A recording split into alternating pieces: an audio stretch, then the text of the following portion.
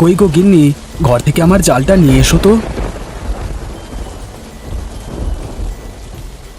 হ্যাঁ গো, এত বৃষ্টি নেমেছে, এর মধ্যে তুমি তুমি জাল নিয়ে নদীতে মাছ ধরতে যেতে পারবে? ও নিয়ে তুমি কোনো চিন্তা করো না গো, আমার অভ্যেস আছে। এই বৃষ্টির মধ্যে মাছ ধরে আমি একেবারে বাজারে বিক্রি করে তারপর বাড়ি ফিরবো। হ্যাঁ গো, এই বৃষ্টির সময় কেউ বাজারে আসবে? বলো কি গো, এই ইলিশ মাছের টানে কত মানুষ যে বাজারে আসে তা তুমি কল্পনাই করতে পারবে না। ঠিক আছে গো, মানুষকে ভালো মাছ খাওয়াতে পারলেই তার থেকে আনন্দ আর কিছু নেই। ঠিক বলেছ গিন্নি। আচ্ছা তুমি থাকো, আমি বরং নদীতে গেলাম। আচ্ছা, এসো।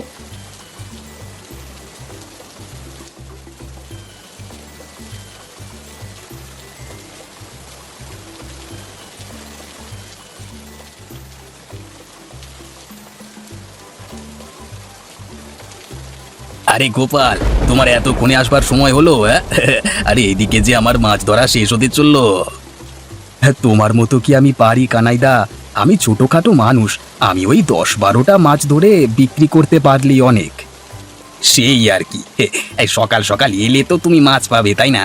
আমি সেই সকাল থেকে এসে বৃষ্টির মধ্যে ভিজে ভিজে এত মাছ ধরেছি, এখন আমি এগুলো বাজারে বিক্রি করে ভালো লাভ কামিয়ে নেব। হ্যাঁ, ঠিক আছে কানাইদা, তুমি চলো। আমি কয়েকটা মাছ ধরে নিই, বেশি বৃষ্টিতে ভিজলে আবার শরীর খারাপ করে যাবে। তুমি তো জানো কানাইদা, আমার শরীর তোমার মতো অত শক্তপোক্ত না। ঠিক আছে ঠিক আছে গোপাল, তাহলে আমি এগুলাম। তুমি বরং মাছ ধরে নিয়ে এসো, কেমন? হ্যাঁ, ঠিক আছে।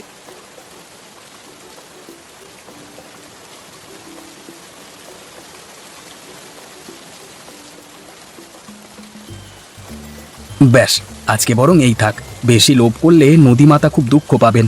যাই, এবার এগুলো বাজারে বিক্রি করে যা লাভ হবে তাই নিয়ে বাড়িতে চলে যাই।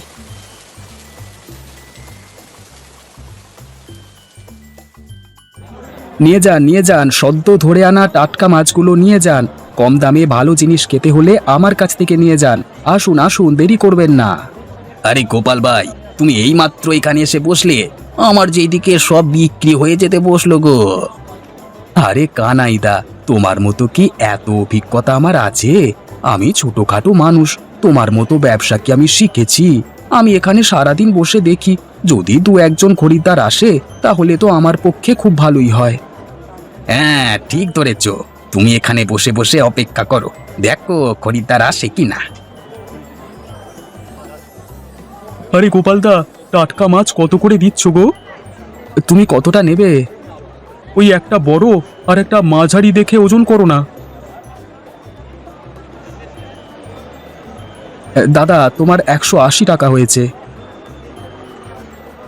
আরে দাদা, এত সাশ্রয় পেয়ে গেলাম, আমি কল্পনাও করতে পারিনি যে এত কম দামে টাটকা টাটকা মাছগুলো পেয়ে যাব। দাদা, লাভ করাটা আমার লক্ষ্য নয়, মানুষকে কম দামে ভালো জিনিস খাওয়ানোটাই আমার প্রধান লক্ষ্য। এই যে তোমার মুখে হাসি ফুটলো, এতেই আমি খুশি।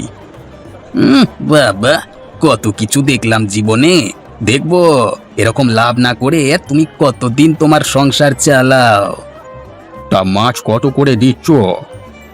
মাছে প্রতি কেজি 250 টাকা করে। বলো কি গো, এত দাম মাছের? এর থেকে তো মাংস কিনে খাওয়া ভালো।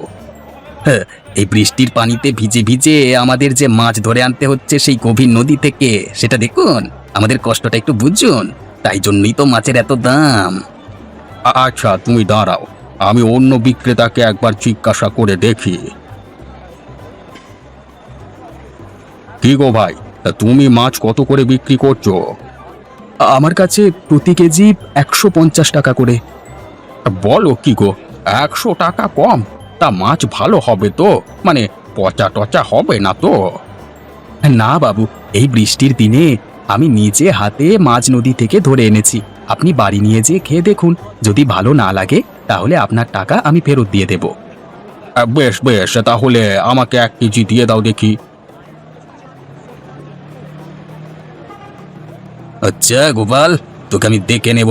তুই নিজেকে বিরাট মহান ভাবিস, তাই না? আজকে রাতেই তোর একটা ব্যবস্থা আমি করবো, দাঁড়া।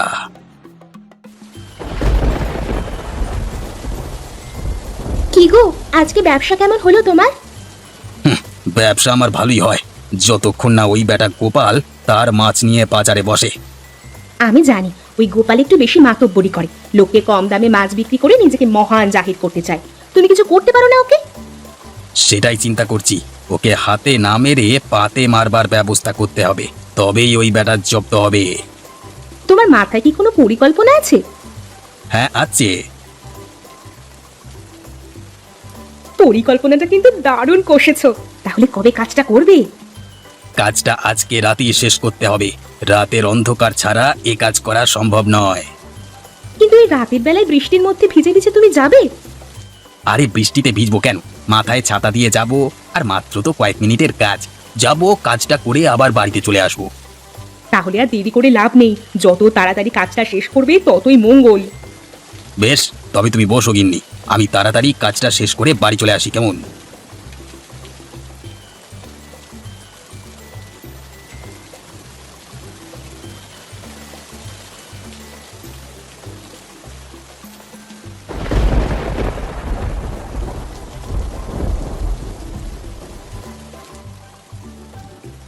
হায় হায় হায়, এ আমার কি সর্বনাশ হলো! আমার ডিঙি নৌকাটা কোথায় গেল? এখন আমি কি করে মাছ ধরতে যাব?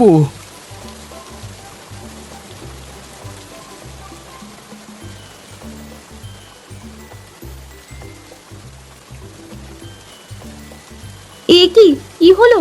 তুমি এই সময় চলে এলে যে? আর বলো না গো গিন্নি, আমাদের সর্বনাশ হয়ে গেছে। আমরা এবার না খেতে পেয়ে মারা যাব গো গিন্নি। কেন, কি হলো? তোমার কি শরীর খারাপ করছে নাকি? গিন্নি, আমাদের ডিঙি নৌকাটা নদীর জলে ভেসে কোথায় যেন চলে গেছে। বলো কি গো, কিন্তু কিভাবে ঘটলো এই ঘটনা? জানি না গিন্নি, সেটাই তো বুঝতে পারছি না। কিন্তু তুমি কি কালকে ফিরবার সময় ভালো করে ডিঙি নৌকাটা বেঁধে আসোনি? হ্যাঁ, এসেছিলাম তো, আমার স্পষ্ট মনে আছে। আমি খুব ভালো করে প্রত্যেকবারের মতোই নৌকাটা বেঁধে এসেছিলাম। বুঝতে পারছি। তার মানে এটা কারো চক্রান্ত হতে পারে, যে তোমার একদমই ভালো চায় না। কিন্তু সে কে হতে পারে? তোমার কি কোনো শত্রু আছে? আমি তো মানুষকে সারা জীবন সাহায্য করে এসেছি, কম দামে মাছ বিক্রি করে। আমার শত্রু আবার কে হতে পারে বলো তো?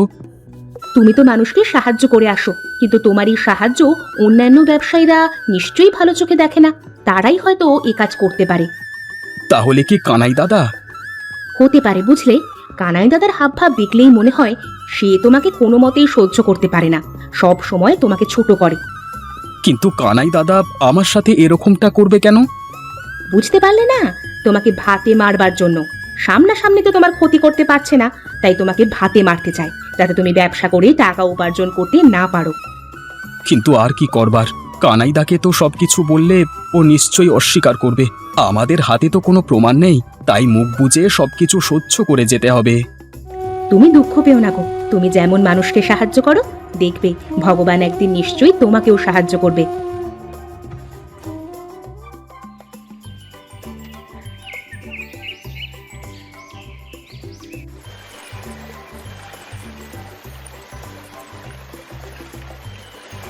গোপাল ভাই, ঘরে আছো? ঘরে আছো গোপাল ভাই?